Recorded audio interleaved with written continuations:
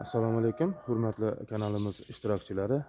Bugun 7-may 2026-yil hafta kuniga bugun payshanba. Bugun anorni gullash davrida parvarishlash bo'yicha ikkinchi videoni boshlaymiz. Xo'p, juda ko'p savollar bo'lyapti. Gullash davrida nima qilsak bo'ladi degan savol paydo bo'lyapti. Avvalo, gullash davrida nima qilsak bo'ladi emas, balki yaxshi gullashi uchun, onali gullari ko'p bo'lishi uchun, erkak gullari bo'lishi uchun nima qilish kerak degan savol berilishi yoki bo'lmasam gullashgacha bo'lgan davrda anorga ishlov berish kerak. Anorni mana shunday chiroyli sergul bo'lib gullashi uchun eng asosiy shartni aytib o'taman.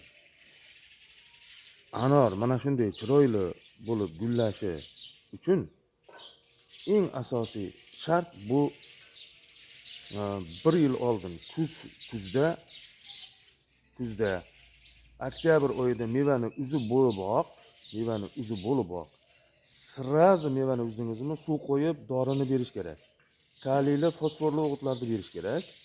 Yoki bo'lmasam tagiga qo'ydi go'ngi yoki molda go'ngini solib turib suv qo'yib yuborish kerak.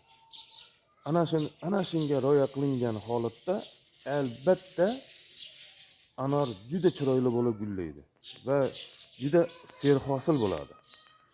Chunki bu yilgi hosil uchun bu yil 1 yil oldin kurashish maqsadga muvofiq bo'ladi. Xo'sh, endi oktyabrda mevani uziboq suv qo'yib, dori, kimyoviy o'g'it, kaliy, fosforli o'g'itlarni bermasdan tagiga go'ng yoki mol go'ngi solinmadi. Nima qilish kerak? Buning uchun mana bitta preparatni sizlarga ko'rsataman. Hop. Diqqat qilamiz. Mana.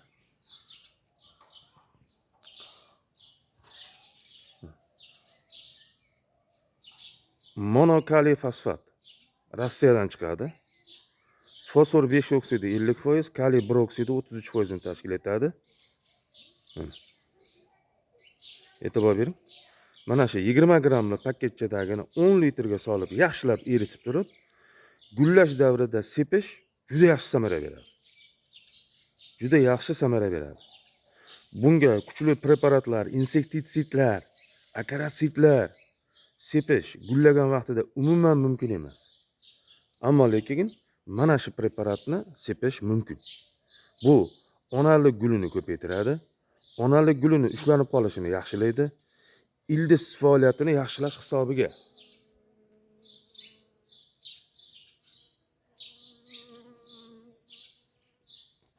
Asalarilar yuribdi, asalarilarni ham bir ko'rsatib qo'yay.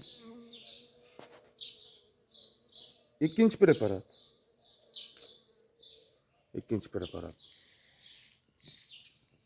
Magniy sulfat. Ko'p aytaman bu narsani. Magniy sulfat. Bu preparat anorni stressdan olib chiqadi, osongina. Stressga tushishiniga to'sqinlik qiladi. Va shu bilan birgalikda tanasida karbon suvlar aylanish faoliyatini yaxshilab beradi. Ya'ni qon aylanishi yaxshilaydi degandaqa gapda.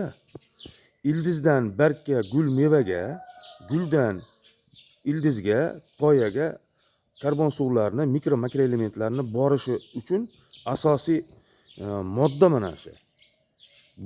Bundan mana 10 gram 10 gramli bitta paketchadagisini 10 litr suvga solib, badaniga kechqurun yoki ertalab azonda yaxshi purkaladigan, mayda purkaladigan preparatda chiroyli qilib haftada 2 marta purkab qo'yishning o'zi onalik gulini ushlab qoladi. Erkak gullarini kamaytiradi. Eng samarali va diqqat bilan eshitib qilinadigan ish hisoblanadi. Salomat bo'ling.